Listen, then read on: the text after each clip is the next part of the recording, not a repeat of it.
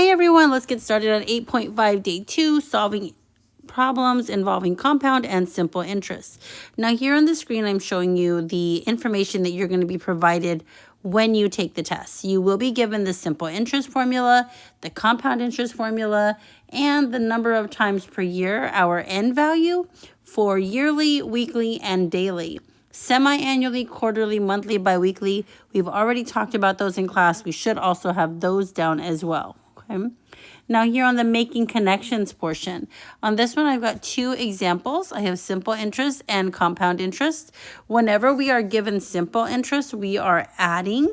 When we're given compound interest, we will see multiplication.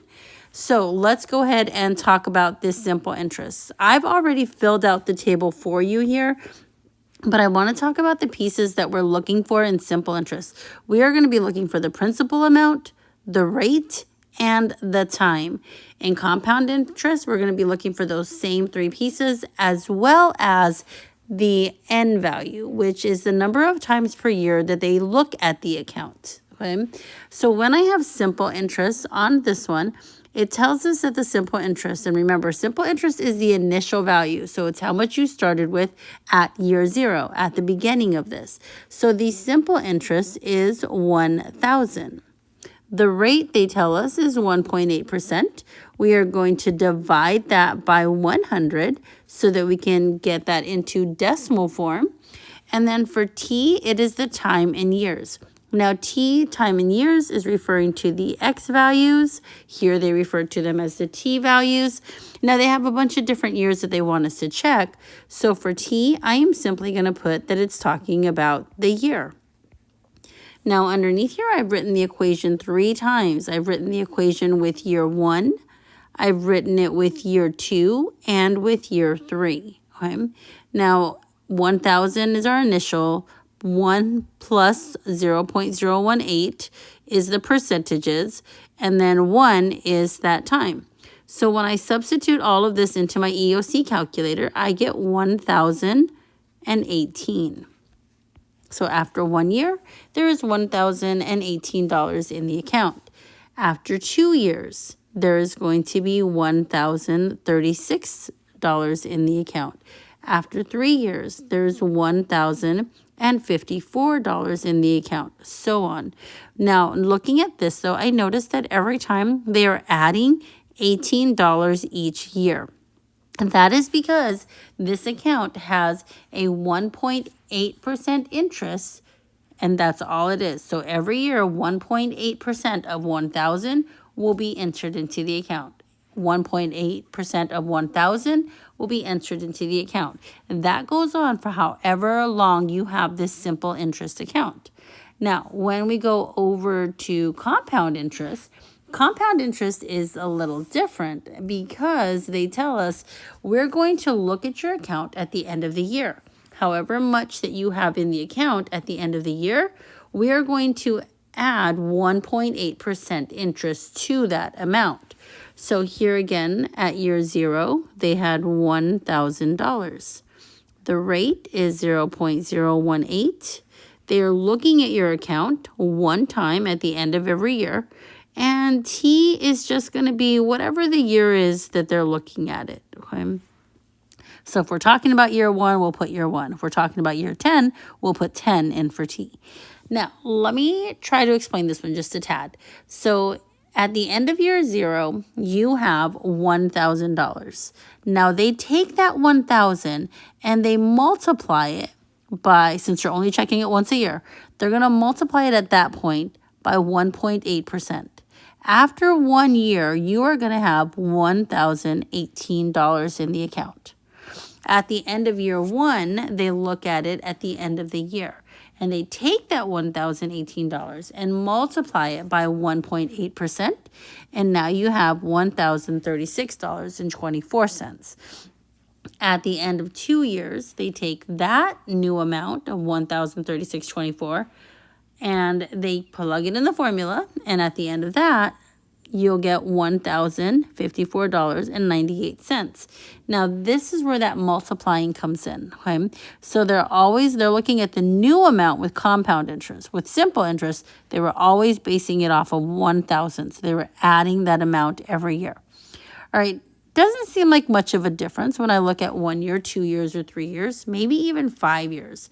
It's not a whole lot of difference in the money. But when I look at 30 years, I notice that there is between 1,540, it goes up to $1,707.79. So there is a difference starting to happen. Now, that might not seem like a lot of money when it's under $200, but it's going to be based off of the balance. How much money did you start in your account? Also, the interest rate. How much percent interest are they giving you back in that savings account?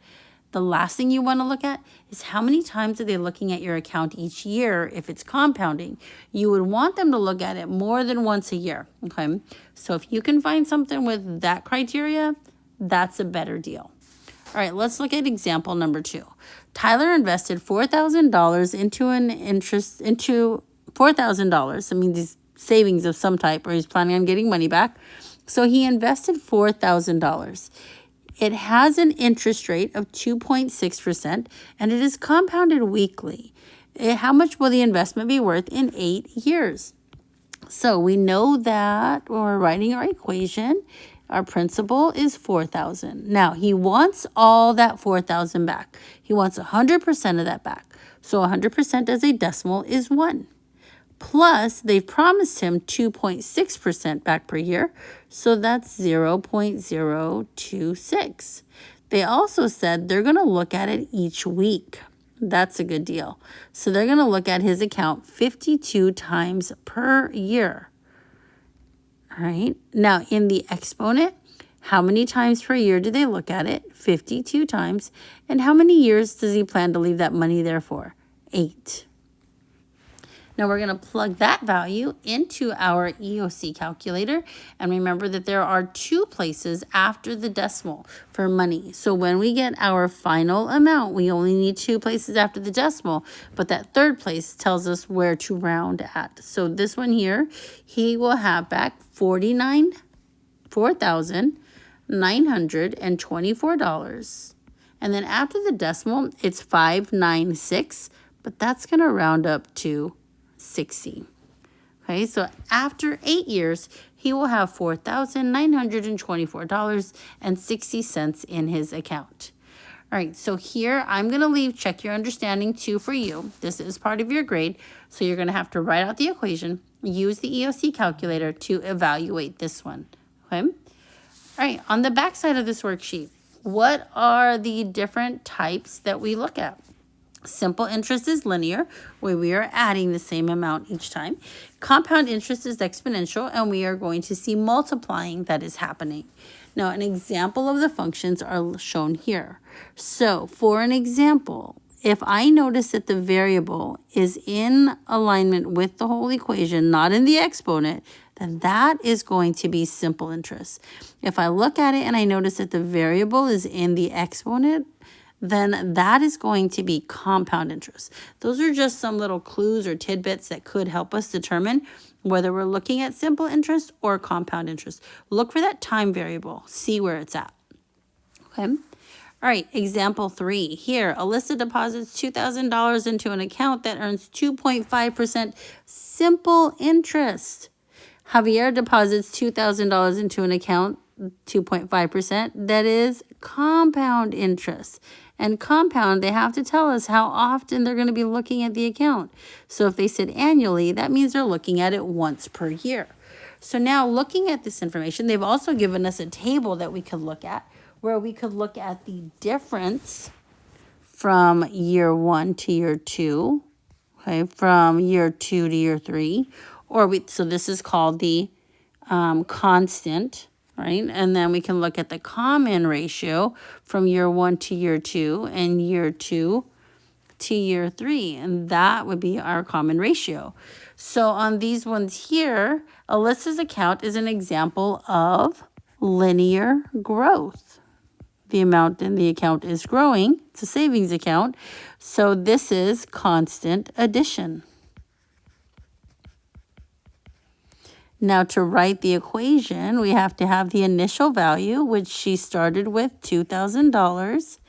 Then she wants 100% of that money back, and it's going to be added to the interest that they give her. And that interest is 0.025 times T, because we don't know yet how many years she's looking at to leave it in there. Now, Javier's account's a little bit different. He does have $2,000 invested, but his is compounding.